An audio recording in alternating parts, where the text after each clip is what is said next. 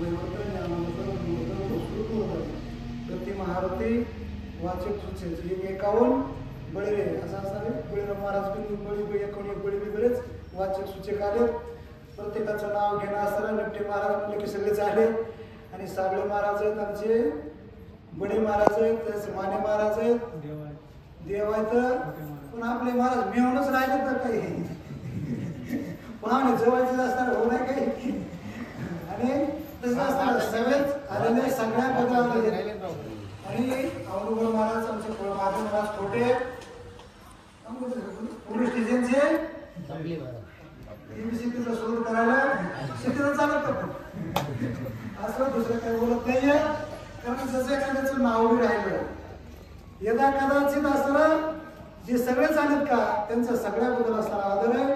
ज्यांचे नाव घेतले त्यांचे असणारे पोटात येतं, ज्यांचे न घेतले त्यांचे असणारे पोटात येतं. एवढं करून यदा कदाचित एखाद्याचं विसरलं साखरात आली ना. आज काय उद्या साखरात आहे. यदा कदाचित चुकलंही तर आपल्या महिलाला घरी गेल्यावर सांगा आमचं नाव डबल आणि त्याच्यामुळे काय होईल. आणि अशा प्रकारचा असणारा गोड प्रसंग रम्य रामायण आहे. अण्णा तुम्हाला जमतंय काही आता आले काही का ना पण प्रसादाला तळेला हात लावायला आले आमची पावती. आणि असं त्यावेळेस असणारा परब्रह्मचंद्राचं रम्य रामायण असताना करीत असताना या किष्किंधा जवळजवळ संपुष्टात आलं. एकनाथ महाराज म्हणतात हे ब्रह्म समाधान असणार ज्याच्यामध्ये समाधान मिळतंय आणि पूर्णपणे आनंद मिळतोय. समाधान म्हणजे आपलं समाधान येतं आणि ब्रह्म समाधान सामीचे ते मुक्तीच्या पुढे जाऊन मिळणार हे ब्रह्म समाधान. अनंतातलं हे लीन होणारं समाधान हे असणारं नुसतं ऐकून कोणाला मिळतंय. श्रोत्यांना सज्जनांना वाचणाऱ्यांना ऐकणाऱ्याला असणारा मिळतंय. एवढं समाधान कुठे आहे त्या रम्य रामायणात आहे. हे नाथबाबा म्हणतात मी माझं पदरच ओढत नाही. अशा प्रकारे असणारा पुढं गोड कथा दोन चोऱ्याला सांगण्यासाठी मी मुदाम वेळ घेत नाहीये. पण कथा ऐकता साधारा अक्षराक्षरा श्रीराम पाविजे चिन्मात्र कथा पवित्र रामायणी. ही कथा फक्त काय करावं नाथबाबा म्हणतात सादर ऐकावं म्हणजे आवडीनं ऐकावा. सवड काढून आवडीनं प्रेमानं आलं की असणारा त्या कथेचं फळ मिळतंय. काय मिळतंय मुक्ती साविजता पाठी लागते सच्चिदानंद रूप प्राप्त होत आहे.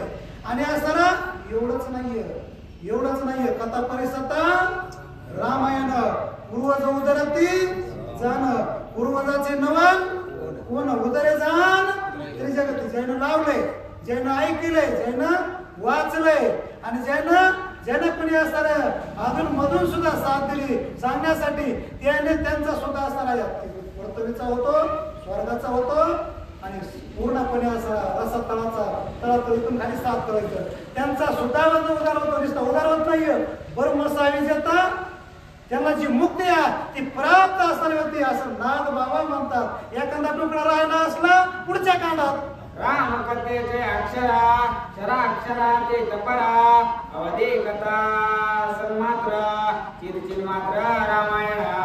राम कथेचे जे अक्षर आहेत का हे असताना क्षर आणि अक्षर आहे. म्हणजे हे आपलं जे आहे का वैभव आपण जे मला सांगितलं मला झालं सावली ही संपून जाणार आहे. तसं आपलं जे आहे का ते पूर्णपणे असणार. एक दिवशी माईक हे संपुष्टात येणार आहे. अवघे मर्गवत जायला या पण जे क्षर आहे ते कधी संपत नाहीये. आणि अक्षरात एका अक्षरामध्ये रमाकांत म्हणजे रामचंद्र या आणि त्याच्यामुळे ते कधी संपत नाहीये. सकाळी जेवलं की दुपारा जेवावंच वाटतंय, दुपारा जेवलं तरी संध्याकाळी जेवावंच वाटतंय. सोमवार झाला की पुन्हा असणारा मंगळवार निश्चितच येतोय.